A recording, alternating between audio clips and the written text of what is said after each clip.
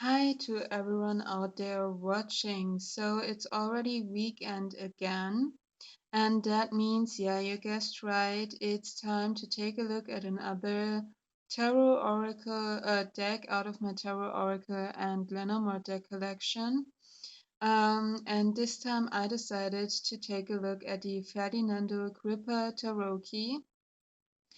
This is a Il Meneghello Publishing, so I don't know if they still have this deck or not. I'm not sure, but I guess they still have it because it isn't that popular or well known. Um, so I will have a link down in the video description, either to the shop where I bought it, if they still have it, or to some website or Instagram profile from Il Meneghello where you can contact them um, about this deck. So yeah, I used this deck actually last week for doing my daily readings on Instagram and for doing, yeah, some other readings. So this was the deck that I worked with for last week, and I've just felt drawn to working with it. It stood in my shelf where I have all of my decks currently, and it really spoke to me. It really shined out of all of that um, decks. So I decided to give it a go and give it a try, even though I'm currently in a state where I actually need some colorful, easy to read, scenic decks. And this isn't a scenic deck, and this isn't a really colorful, joyful deck either in the art style. But it just called to me and I decided to give it a go, and my experience with it was quite eye-opening. It really opened my eyes to working with Pip decks, working with more simple, more historical style decks, or even Marseille decks, even though this isn't a Marseille. Um, because this deck really taught me how the cards are interacting with each other. And even though they're really simple, and especially in the pips, there's not much going on. If there were people in the cards, they really interacted with each other throughout the through the cards, and that really gave the reading a special meaning and a special message. So that was quite interesting, and it really opened up my interest on pip decks, historical decks, and Marseille decks. So I'm quite happy that I did give it a try, and that I did have that experience. So as I said, this is a pip deck and it is really, really pippish. The minors are really simple, as you will see. So if you're not interested in that, then this is probably not a deck and or not a walkthrough for you. So you've been warned. So with that rambling out of the way, let's start to take a look at the box first. So it comes in a typical Il Meneghello box. Um, they are pretty sturdy. I love actually their boxes. It has the Wheel of Fortune here as the title card glued on it. That beautiful, gorgeous wax seal. And here it says Ferdinando Crippa Tarocchi 1978. So the artist of this deck was Ferdinando Crippa, who actually died. And Il Meneghello, Milano, Italy. So beautiful details here on the box. It is pretty sturdy, and I love that you have inside this soft um, thingy here on the back, so it really protects the cards quite well. So that is the box. Then you get your typical little sheet of paper that you get, I believe, with every Il Meneghello deck, which says that this item is hand created. So if there are any imperfections, it is not perfectly cut or anything like that. It's just due to that. And then you get a little, yeah, it isn't actually a little white book. It's just um, a little sheet. You get the number. So there is 700 decks out there. Mine is number 60. Made in 2016, I guess. And then there is the same information about the artist, the creator, actually, Ferdinando Crippa, in Italian, and then there is it in English. So he died in 2014. And this is written from his brother. And he talks a little bit about Ferdinando, how yeah, his artistic background and his artistic journey, what he was interested in, that he actually taught art, and the reason why he created this tarot deck, because his brother Giuliano Crippa had started to collect playing cards in 1978. My brother Ferdinando created this tarot set, which, although inspired to the traditional iconography, is thoroughly innovative.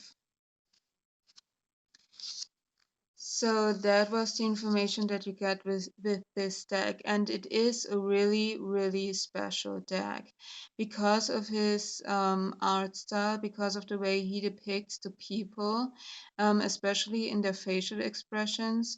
It has its own way to deliver you its message, to deliver you the things that it wants to say to us, and it has a specific humor to it as well, and its own personality, its own energy, because of that. But of course, you need to like it. It needs to speak to you in some way. So these are the card backs. Quite simple.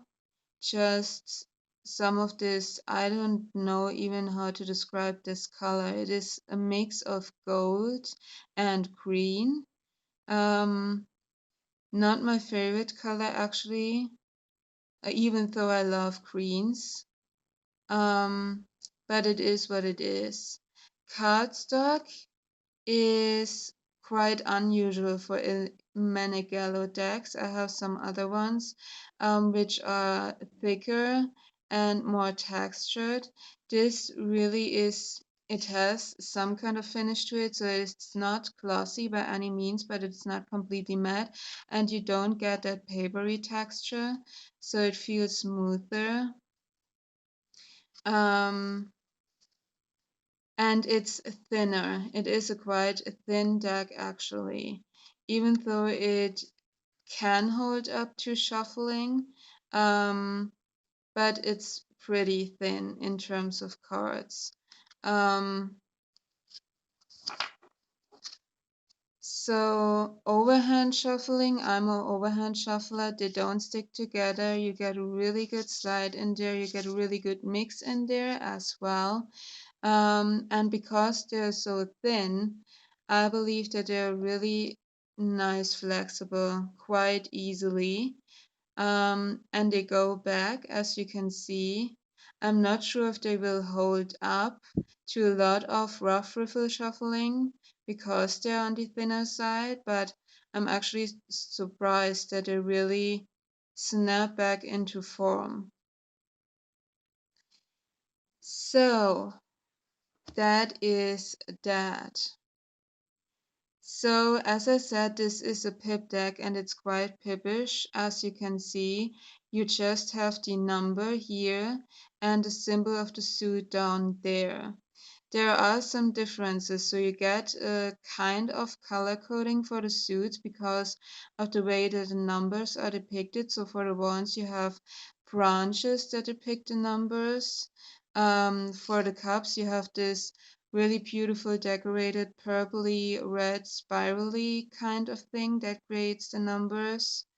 Um, for the swords, you have some spirals, but here more in a silvery, gray, and greenish kind of color. And for the pentacles, you get um, gold and pretty,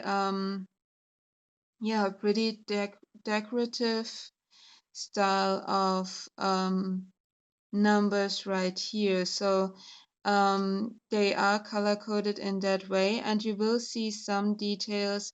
The cups aren't all the same. There are some differences in how they are decorated. With the wands, there are some, you get more of those gold lines on the wands. For some, as for the twos, you get two. Um, for the swords, I'm not sure if there are any differences or if they're the same. The pentacles are the same. So but you get some differences in there, some subtle differences. So it's not just copy and paste. Um, and when there are people, you can see his special art style. They're not really proportional or realistical, and they all have that special expression on their face that they really, you get really the impression that they are quite serious, maybe even grumpy. This is like the grumpy cat under the tarot decks. Or just really bored because they all have that expression. Here, I mean, he looks really bored. Um, but that's what makes this deck so special for me. And I don't, this doesn't pull me down.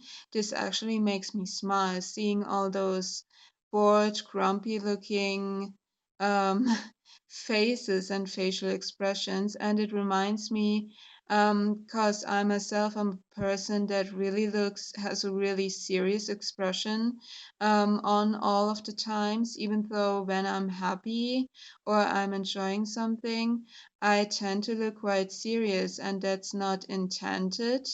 But that's how I look. So it really reminds me to don't, yeah, to smile sometimes, to express your emotions and your feelings. Don't get too much in your head. Enjoy life as well. And it really reflects to me how I get across to somebody else who probably doesn't know me and sees my expression.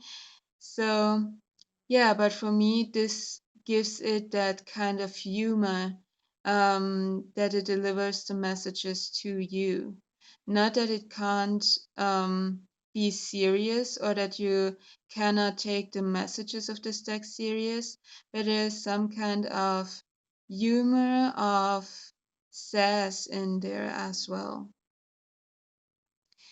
So also the cards are borderless. There are no titles and no numbers on the majors. On the minors you have the numbers and the suits, but they're quite easy to know which is which, because you have traditional symbology in there. So let's start looking at the cards now.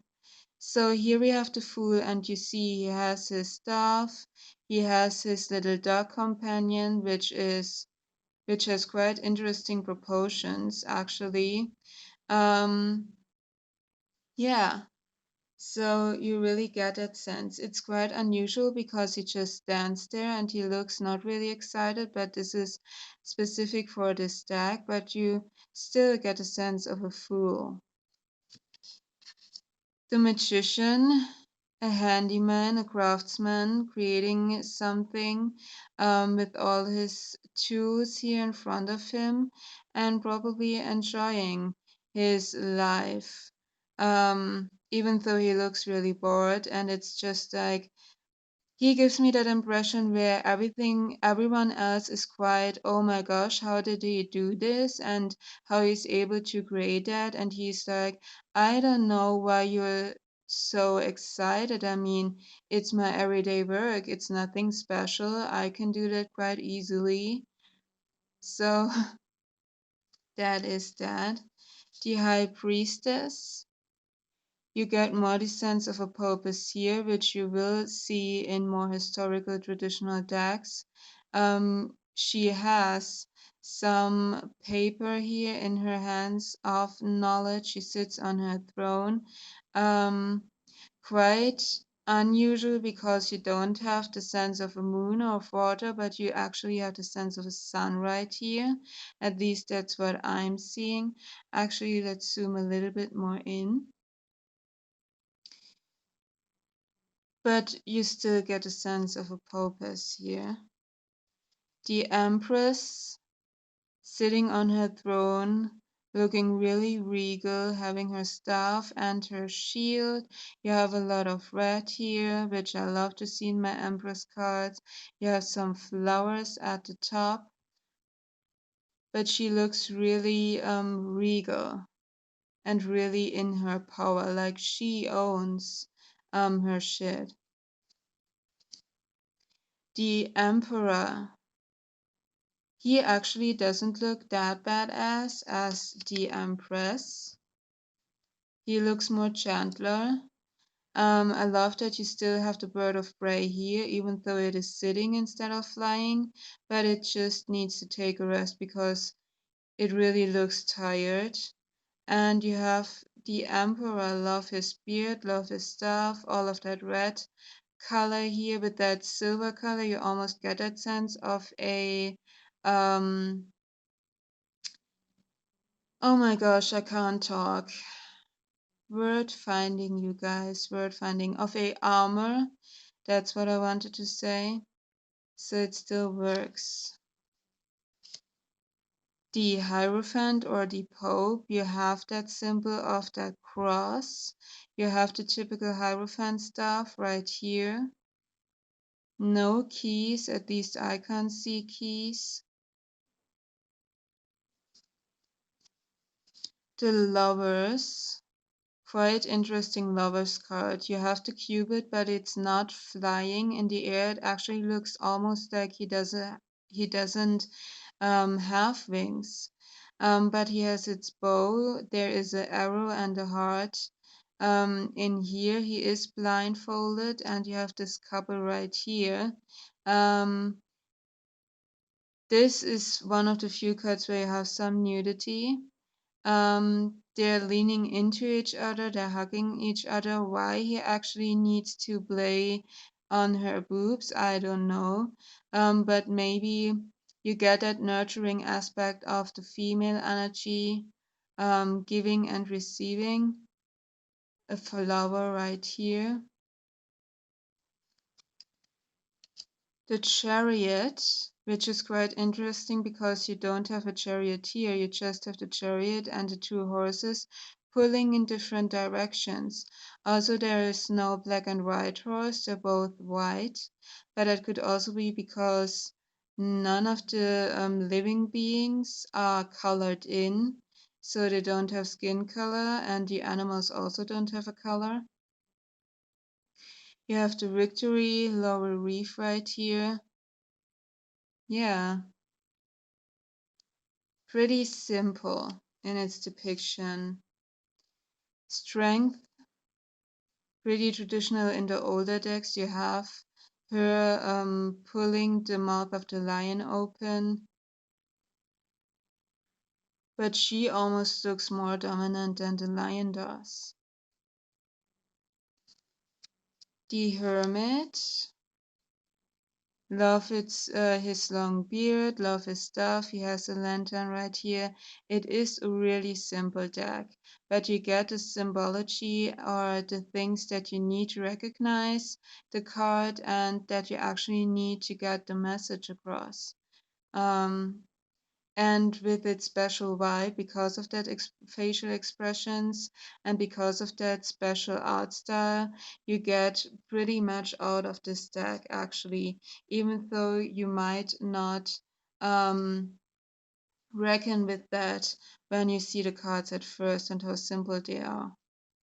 It was a surprise for me to see how they interact and what you can get out of this deck. So this is the Wheel of Fortune, which we already saw on the cover of the box. You almost get a sense of Fortuna here with that overflowing abundance. You have the wheel, you have a flame down here, you have an angelic being. A pretty card. I love that aspect of Fortuna. Justice. An angel wing justice, but you have the scale, you have the sword pretty prominent. There is nudity here as well, but I think it works for justice. She's not blindfolded, but I think it works that she is naked because she looks to the truth, to what actually is there without any hiding or nice washing. And I love that the sword is so prominent. The Hanged Man hanging there, you get a pretty traditional sense, almost of Rider-Waite-Smith, with the position of the legs. He almost looks like his eyes are closed, but otherwise pretty simple. Death. I love this death card actually. You have the skull, you have the scythe of death, and you have all of these material possessions that won't follow you into the afterlife. So enjoy it while you have them, while you can enjoy them. Create things that while you can create them, while you're able to create them, but also create things that aren't necessarily um, material possessions, but special to you also. Temperance, pretty traditional. You have your angel wings, you have her weighing down the two bottles and the water. You also get a sense of fire energy with her red robe, with her red skirt right here. The Devil. I quite like this Devil card. He's sitting there quite relaxed, quite confident in its power. You have the traditional devil horn, you have its wand, you got a serpent right here and flames, and that little um, pure person right here down on the card, almost not visible anymore because it's so way down. Um, but what was interesting actually was that I pulled the devil for one of the daily messages, and I guess I got the Empress as well in that 3 card spread.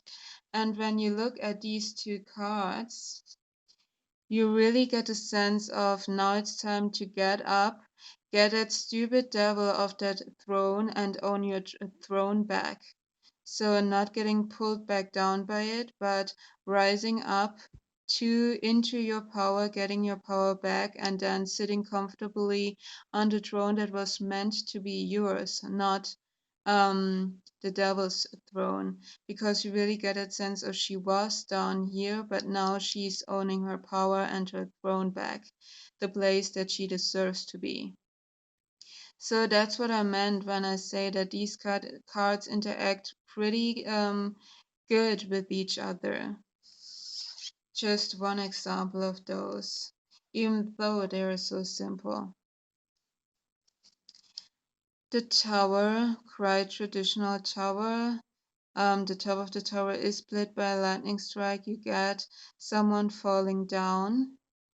And this is actually quite proportional to the tower, even a little bit more than you often will see with decks. Then the Star. I love the starry sky. You have a lot of stars right here. Some are colored in, some are not. I love that you even have a shooting star right here.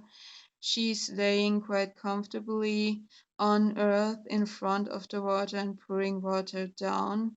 Um, and the nudity with the star card is quite traditional as well. I love the star card. The moon, pretty traditional. You have a face in the moon, but I'm actually not minding it for this one, even though I'm not a fan of faces normally in moons or suns or stars. You have some clouds here. You have the wolf and the dog howling, and you have that little lobster crab coming out of the water. I love the sun card. It's so simple, but I love that it's so simple because I don't need a baby on a horse or people dancing there. I just need the strength, the warmth, the fiery energy of the sun, and that is really what this card depicts. You get the pretty sun, you get all of these yellows and oranges radiating out, and you get that sense that the clouds are moving away because of the energy of the sun. I really love this. And I love that there is no face in the sun right here. Judgment. You have an angel blowing, calling for judgment. You have them rising up. Um, Everyone seems not to be happy about this or even bored, like, oh my god, do we need to do this again? But that's the humor of this deck. And a pretty traditional world. So you have her standing here with that banner in that laurel wreath almost. You have the angel, some kind of bird of prey, the lion and the bull. I love their facial expressions. I mean, it just makes me smile. It's so funny. And how she's standing here like, yay, I have completed something. Yippee yay. Can I now move on? So it's, I love this. I love this vibe of this deck. So now we're coming into the minors, and as I said, these are very simple, but you have some differences in detail of how the wands are depicted and the details on the cups, and you have the different depictions of the numbers in terms of the suit. But I will go through them a little bit quicker because there's not really much to look at. So the ace, the two of wands, and you have two gold thingies on top of the wands, and you have the branches as the numbers. Three of wands with a tree, three thingies, 4, 5, 6, 7, 8, 9, and 10. And as as you saw, these rise, they get more when the number is higher. And I love that they choose to depict the numbers in that wood branches with leaves for the wands, because this makes perfect sense and you get that sense of creation. So then you have the page. So these are untitled as well. And you can get at first a little bit of confusion with that, but they're quite easy um, to differentiate which is which, because you really have the wand, the cup, the sword really prominent in them, so you can really see which suit they are from. And the knight is always on a horse, and the queen is the only female. And the king has a beard and a more fancy crown than the page. The pages look more younger because they don't have a beard, and a little simpler hat right here. So you have the page, you have the knight on horse, You have the Queen, and you have the King with his beard and his more fancy crown. Beautiful Ace of Cups. I mean, look at all of those decorations on this cup. Gorgeous. The Two of Cups, and you can see that there are different cups throughout all of the cards. They have different decorations on them. They're in different shapes, so they're not just copy and pasted. 3, 4, and here you have those reds with those circles and some purple in there as well for the numbers. 5, 6, 7, 8, 9, and 10. And here you have your page without a beard. The cups in the court cards are quite huge. The Knight on horseback, the Queen, and here you can see what I mean by quite huge cups, and the King, who is bearded with an even larger cup. But you really get a sense, because of that cup is so huge, that he almost is reaching the cup out towards you, and that's why it is so huge, because it is closer to you than the actual King. So then you have the swords, and you have those silvery, purpley, greeny kind of colors, and that's rose for the numbers. I don't know if the swords are changing in any way, we will see. So yeah, a little bit. The down here they are different colored. 2, 3, yeah, here you even have a different color here. 4, 5, 6. So yeah, they're changing too. It's not quite as obvious as with the cups, but there are slight changes in the swords. 8, 9, and 10. Then you have your page without a beard, your knight on horseback, your queen, and your king with a beard, and a gorgeous ace of pentacles. And this almost looks like he has written his signature really on the card, because you really get a sense, if you look closely, you can see where the pen put much more ink on it and where it put less ink on it. So it really almost looks like it is original written on there. So I love that. And what a gorgeous Ace of Pentacles. So with the Pentacles, I haven't seen much of a difference in the Pentacles, but maybe you will. And you have that really luxurious gold numbers.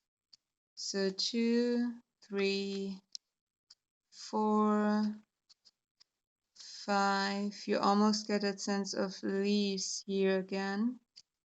6, 7, 8, 9, and 10. And then we have our younger page without a beard. Our knight on horseback who has a beard. This is actually the only knight that has a beard, which works for me for the Knight of Pentacles, because it is a more grounded, more slower, more stable energy in terms of knight energy. The beautiful queen and the bearded king. So this was it for the Ferdinando Crippa Tarocchi. I hope it was helpful for you to decide if you want this deck or not, to maybe rethink or yeah, get new expressions or impressions out of historical and Pip decks. Um, Yeah, I would love to hear your thoughts about the stack. What do you think about the stack? Do you like it? Does it pique your interest? Did you even heard of this deck before? And also, if you have this deck in your collection, I would love to hear your thoughts, your experiences, how you work with it. Um, yeah, because this is quite an unpopular deck. There is not lots of videos or anything actually on YouTube. At least I couldn't find anything. Oh, and I forgot where we were talking about a cardstock to do a size comparison. So this is a Llewellyn size tarot deck from the Shadowscapes Tarot, and you can see that the cards are quite smaller. But I mean, it's perfectly fine for this deck because they don't need to be huge because the artwork isn't that detailed. So you can see the artwork quite good and it's easier to handle and good for yeah, for smaller reading spaces. So I quite love that size. So let's see finally what we are getting, and I will just pull this card because there's no guidebook with this. We will just see what comes through. And we have the Two of Cups. So people coming together, people getting to know each other, maybe even going out and meeting some friends or having a date. Um, and just enjoying social connections and some connections and relationship that probably will deepen as well. So beautiful card to end this video on. As I said, I hope you enjoyed it. Leave your experiences and your feedback down in the comments. I would love to read your thoughts and your feedback. Also, don't forget to like, share, and subscribe. Thank you to all who have subscribed. I really appreciate it and it really makes me happy. And thank you for watching. I will see you in the next video. And until then, have a nice weekend. Bye.